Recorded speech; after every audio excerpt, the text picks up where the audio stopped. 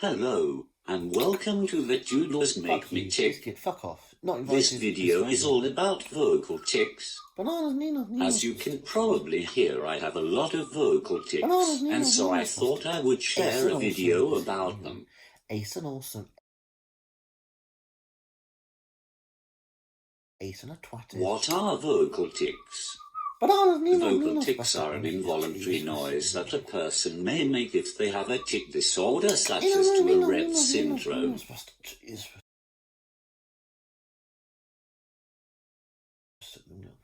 Are all vocal tics words? Simple answer is no. Vocal tics can certainly include words and phrases.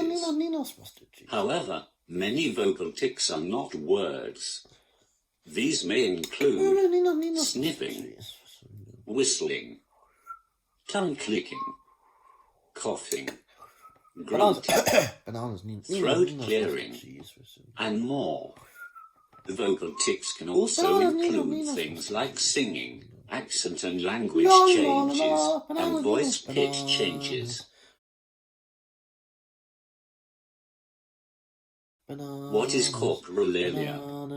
So coprolalia may be a word you've never heard of before. However, I bet it's also the first thing you actually think of when you think about Tourette's. That's because coprolalia is the fancy/technical word for swearing and offensive tics which are vocal. There are other terms, like coprolalia for motor tics, for other types of swearing tics.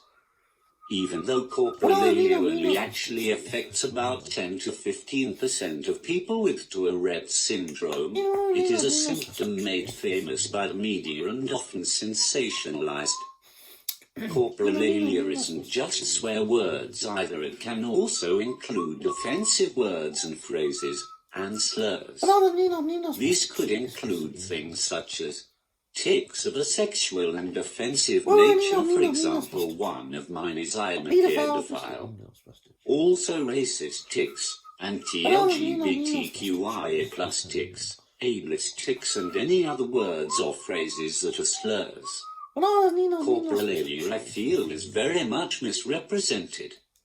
It is often treated as either a joke and something to laugh at or used by the media in order to get viewers. When in fact for those of us with coprolalia it can really impact our lives. My coprolalia gets me in trouble in a variety of places, and I get harassed and abused by members of the public due to it. I get people laughing at me and filming me directly because of my coprolalia. I feel deep shame and hatred towards myself when I tic something racist or homophobic or ableist or otherwise offensive. It fills me with a sense of shame.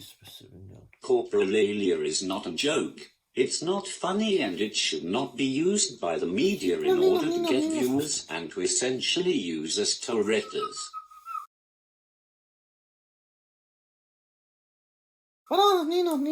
What is echolalia? Echolalia is where someone repeats a sound, word or phrase that someone else has said. It could be instantly or it could be a day or more later. Echolalia can be a tic in Tourette's, but echolalia is also found in other neurodivergent conditions, especially autism, where autistic people may use echolalia as a form of communication or stimming or both. I'm talking here about echolalia relating to tics and Tourette's specifically. Echolalia tics are involuntary and not mocking the person or sound the tic is copying. Echolalia tics may also come from non-human sounds, such as whistling bird song or making alarm noises.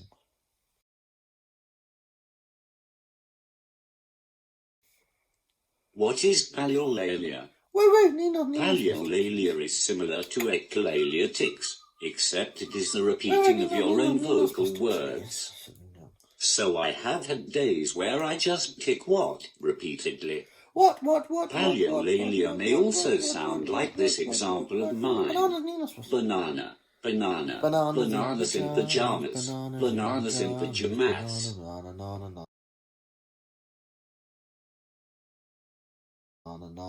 What is NOSI-Tics? NOSI-Tics stands for non-offensive, socially inappropriate tics. These are tics which may include words or phrases which are not offensive in themselves, but the situation or environment may make them inappropriate. For example, I have a tic where I shout "bong" really loudly in crowded places like train stations and shopping centres. Now, normally the word "bomb" isn't an offensive word, but the situation I am in of being in a crowded place makes the tic socially inappropriate. I killed Prince Philip. Other types of vocal tics. The vocal tics, as I said at the beginning, include both sounds and words and phrases. Don't tell anyone. However, vocal tics can also include singing instead of speaking the tic, Don't tell anyone she did. whispering or shouting the Killed tic. the bastard. Biscuit bingo. Both the singing and whispering or shouting are involuntary too and part of the Does tic. anyone not know? Us tickers don't just decide to randomly shout and sing because we feel like it. The vocal tics can also include a change in accent, change in language, change in pitch or tone of voice. Again, all involuntary. Also, tics can do things you voluntarily can't. For example, I am seriously shit at accents, but I have tics some half-decent accents. We're in a library, shut up. I know people who can sing pretty okay as a tic, but are awful singers as a non-tic. It also includes words in this. I can tic deoxyribonucleic perfectly, fast, and several times in a row. But if I voluntarily try to say it not as a tic, I struggle to say it once. The vocal tics can be random as fuck, but they can also be situational. What I mean is they can be very accurate to the situation or general time. For example, I have recently been having a lot of Prince Philip is dead tics, usually followed by a tic accusing myself or someone with me of killing him. Josie killed him. These tics may seem intentional, but again are completely random and involuntary. The vocal tics, I feel, and coprolalia in particular, are often what people immediately think of when you think about Tourette syndrome. But vocal tics are more than just coprolalia, more than just words.